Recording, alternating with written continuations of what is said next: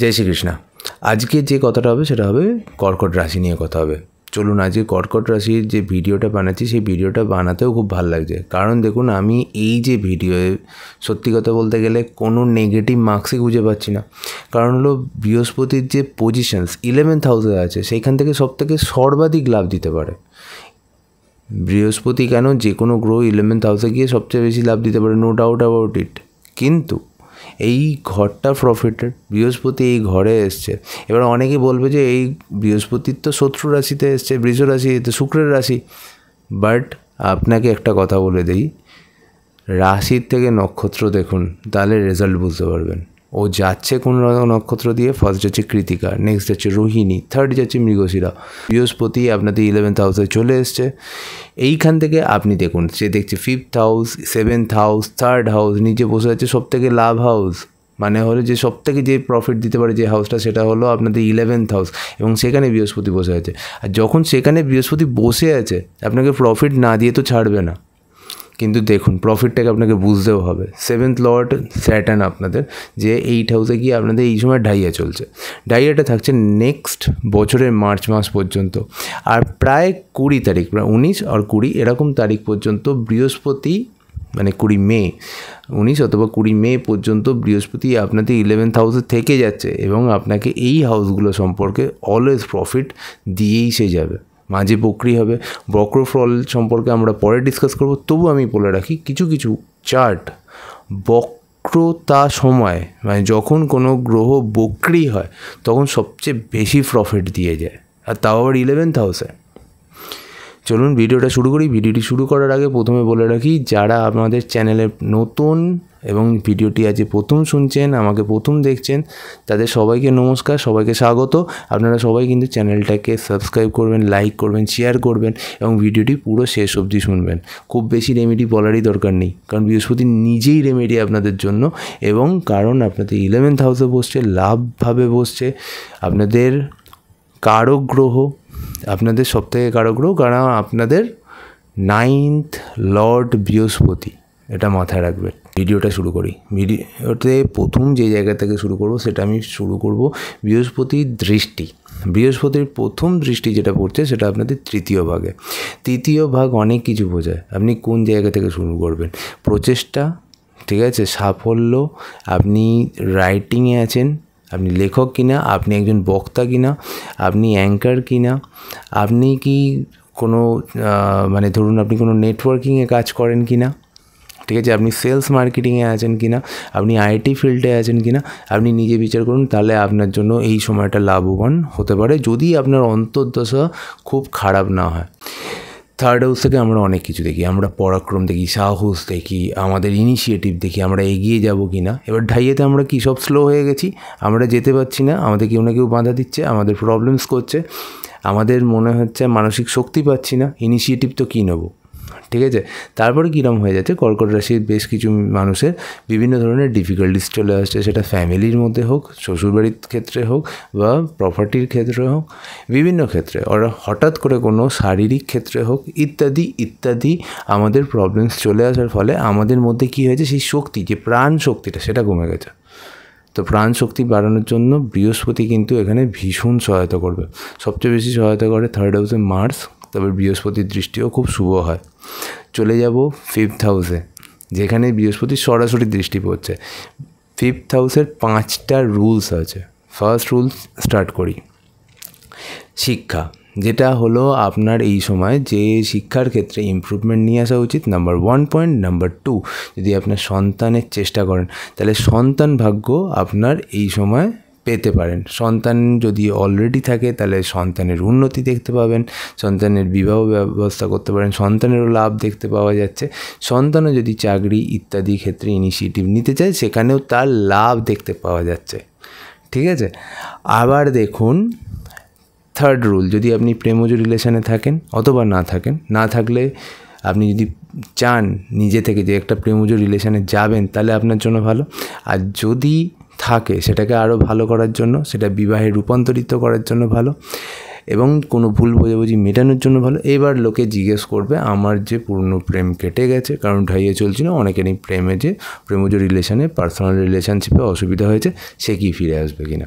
দেখুন, এখানে কিন্তু ফ্রেশ স্টার্ট বোঝায়, যদি সে ফিরেও আসে আবার নতুন করে স্টার্ট বোঝায়। তবে একটা জিনিস আমি শুনেছি, অনেক দিনের জানা, অনেক ব্যক্তির থেকে শোনা, এবং বিশেষ কিছু ব্যক্তি আমাকে উপদেশ দিয়েছিল, কাঁচ যে একবার ভেঙে গেলে সেটা জোড়া লাগলেও দাগ থেকে যায়। বাকিটা আপনারা বুদ্ধিমান, নিজেরা ব্যাপারটা বুঝতে পেরেছেন। 4th রুল, এখানে কিন্তু ভাগ্যও বোঝায়, যে কর্মটা আপনি করেছেন সেই কর্মের ফল বোঝায়, মানে সেটা ভালো হোক খারাপ হোক, পার্ট অফ দ্য কর্মা, যেটা আপনি আগের জন্ম থেকেও ফরওয়ার্ড করতে পারেন, যারা বিশ্বাস করেন, তাহলে আপনি সেই কর্মের ফল কিন্তু এখন পাবেন। তাহলে আপনার জীবনে ইমপ্রুভ হবে, প্রোগ্রেস হবে, সাকসেস আসবে, সেটা আপনাদের বোঝায় ভালো কর্মের ফল। ঠিক আছে। 5th হাউস আমাদের বুদ্ধিকে বোঝায়, আমাদের স্কিলকে বোঝায়, আমাদের মেধাকে বোঝায়।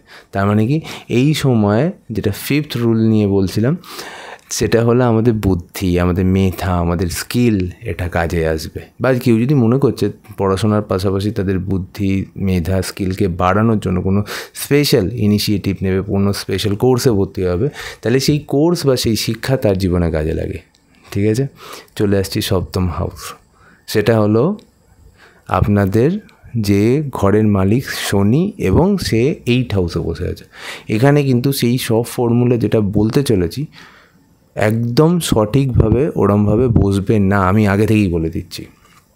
দেখুন কেন, আপনারা নিজেরাও বুঝতে পারছেন, পরিবারের মধ্যে যারা কর্কট রাশির লোকেরা আছে, যারা পারিবারিক কোনো ইস্যু ফেস করছে, সেটা যে সবসময় প্রবলেম, ঝগড়া এটা হবে শুধু সেটা নয়, কোনো অসুবিধা, কারো শরীর খারাপ, কোনো বাধা, কোনো বিপত্তি, কোনো জায়গায় আটকে যাওয়া, স্টাক হয়ে যাওয়া, পরিবারে কোনো ব্যক্তির শরীর স্বাস্থ্য নিয়ে প্রবলেম হচ্ছে কি হচ্ছে না, আপনারা নিজেরা কমেন্ট করুন।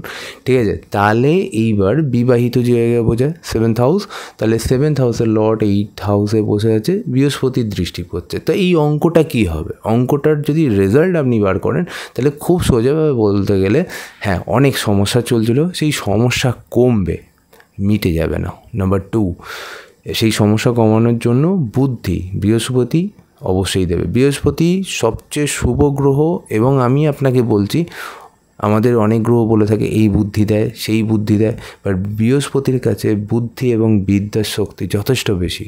ঠিক আছে। এবং তার মানে আপনাকে যে মেসেজ পাঠানো, ধরুন আপনি কোনো কাজ করতে যাচ্ছেন, আপনার কাছে মেসেজ পাঠানো, সেই মেসেজ আপনি রিসিভ করবেন কী করে। মেসেজ আমরা অনেকভাবে রিসিভ করতে পারি, আমরা হঠাৎ করে এটা মানে ফিল করতে পারি, এটা একটা ফিলিংস, এটা একটা মেসেজ রিসিভ করার পদ্ধতি। মানে কি, ধরুন আপনি কোনো একটা ইনিশিয়েটিভ নিচ্ছেন, কোনো একটা কাজ করছেন, হঠাৎ করে আপনি একটা ফিল করেন, আপনার 6th সেন্স কাজ করে বলুন, যেখানে আপনি বুঝতে পারেন যে কাজটা আমি ঠিক করছি না ভুল করছি। আসে কি আসে না আপনার মাথায়। ঠিক আছে। আরেকটাভাবে মেসেজ আমাদের কাছে আসে, সেটা আরেকটা মানুষের মধ্য দিয়ে। ধরুন আপনি কোনো কাজ করতে যাচ্ছে, পিছন থেকে কেউ একজন বললো এই কাজটা করো না, এই কাজটা করো, এটা তোমার জীবনে ইমপ্রুভমেন্ট আনবে। তাহলে এই যে জিনিসগুলো আমাদের পাশ থেকে মেসেজ যায়, এই যে মেসেঞ্জার বৃহস্পতি, তো বৃহস্পতি কিন্তু আপনাকে সেই বুদ্ধি দেবে, আপনার বিবাহিত জীবনকে, আপনার সোশ্যাল স্ট্যাটাসকে, আপনার ব্যবসাকে, আপনার বিজনেস পার্টনারকে বেটার করার। তার মানে যদি এই 4টে জিনিস আপনার লাইফে একটু বিগড়ে যায়, এটাকে ঠিক করার। আর যদি এখনও কতটা না বিগড়ে, বাট আপনি ফল পাচ্ছেন না, সেখানে তাতে রেজাল্ট যাতে ভালো হয়। নতুন বিজনেস করার আগে অবশ্যই ভাববেন, যদিও বৃহস্পতির 9ম দৃষ্টি সবথেকে উত্তম দৃষ্টি কিন্তু এখানে পড়ছে, তবু আমি বলবো এক্ষুনি নয়, কারণ হলো স্যাটার্নের ট্রানজিট হতে দিন নেক্সট ইয়ার। আপনি নেক্সট ইয়ার বিজনেসের কথা ভাবুন, নতুন ইনিশিয়েটিভের কথা ভাবুন। এই বছর যে বিজনেসটা এক্সিস্টিং আছে সেটা চালান, এইটাই হলো আমার কথা। 11th হাউস যেটা নিয়ে আমি এখন বলতে যাব, 11th হাউস সবচেয়ে ইম্পর্ট্যান্ট হাউস, প্রফিটের হাউস। কিসের প্রফিট? প্রফিট বলতে এই কলিযুগে আমরা যেটা বুঝি সেটা হলো মানি, অর্থ, লিকুইড মানি, শেয়ার, ঠিক আছে, মিউচুয়াল ফান্ড, বিভিন্ন আদার্স ফান্ড, টাকা কাউকে ধার দিয়ে সুদে টাকা কামানো, ঠিক আছে, প্রফিট নিয়ে আসা, এই সব কিছুর জায়গায় কিন্তু বলা হয় এটা প্রফিট হবে, প্রফিটেবল জায়গা এটা। ঠিক আছে। তবে একটা কথা, গুরু যখন কোনো জায়গায় বসে সেই জায়গা থেকে প্রফিট করতে গেলে সেইটা সম্পর্কে জ্ঞান নিয়ে আসতে হয়। উইদাউট জ্ঞান বা উইদাউট নলেজ যদি আপনি ওখান থেকে প্রফিট করতে চান, হয়তো সেভাবে আপনি প্রফিট দেখতে পাবেন না। তাহলে এইগুলো নিয়ে আসুন। আচ্ছা, কলিযুগে আর একটা জায়গায় আমরা সব জিনিস নিয়ে ব্যস্ত হলো, সেটা হলো আমরা বিজনেস নিয়ে ব্যস্ত, আমরা চাকরি নিয়ে ব্যস্ত, মানে আমাদের কাজের জায়গায় প্রফিট, আপনার নেটওয়ার্কে প্রফিট, আপনার কলিগদের থেকে প্রফিট, আপনার মেন্টর থেকে প্রফিট। আপনার প্রফিট হলো যেখানে আপনি কাজ করছেন সেখানে প্রোগ্রেস, সাকসেস, অগ্রগতি, সেখান থেকে মানিটারি লাভ মানে আর্থিক লাভ। তাহলে এই জায়গাটা কিন্তু আপনাকে বোঝায়। আবার এই জায়গা থেকে ধরুন আপনার বয়সে বড় কোনো দাদা, কলিগ, বন্ধু, এদের সাথে কোনো প্রবলেমস হয়েছিল, সেটা মেটানো, অথবা এই ধরনের কোনো ব্যক্তির থেকে সাহায্য পাওয়াও কিন্তু এই হাউস থেকে বোঝায়। এই হাউস থেকে আমি জাস্ট কয়েকটা লাস্ট অ্যাড করব, যেরকম প্রফেশনাল নেটওয়ার্ক বোঝায়, যেটা আমি এর আগেও বললাম। সেই প্রফেশনাল নেটওয়ার্ক থেকে আপনি লাভ পেতে পারেন, কলিগ থেকে লাভ পেতে পারেন। আবার সাডেন কোনো গ্রোথ বোঝায় যে কোনো জায়গা থেকে, যে ফান্ডে আপনি ইনভেস্ট করেছিলেন অনেক আগে, অথবা হঠাৎ কোনো জায়গায় ইনভেস্ট করলেন, সেখান থেকে হঠাৎ গ্রোথ, এই সাডেন গ্রোথ, এইটাও কিন্তু বোঝায়।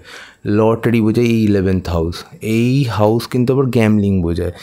গ্যামলিং অ্যাপস যেগুলো আপনারা আজকে ইউজ করেন, সেইগুলো কিন্তু এই হাউস থেকেই দেখে। তাহলে আপনি সেখান থেকেও লাভবান প্রফিট পেতে পারেন। তা এই যে ভিডিও যদি আপনার ভালো লাগে, তাহলে অবশ্যই কিন্তু আপনি লাইক, শেয়ার অ্যান্ড সাবস্ক্রাইব করবেন। তার সঙ্গে যারা মনে করছেন আমার সাথে দেখা করবেন, ওপরে দেওয়া আছে নাম্বার, চেম্বার ঠিকানা, অ্যাড্রেস দেওয়া আছে। অবশ্যই আপনারা এসে আপনাদের যে চার্ট সেটা বিষয়ে বিচার করবেন। যারা অনলাইন কনসালটেন্সি করছেন তাদের জন্য ওপরে দেওয়া আছে নাম্বার, সেই নাম্বারে যোগাযোগ করে অবশ্যই আসবেন। জয় শ্রীকৃষ্ণ।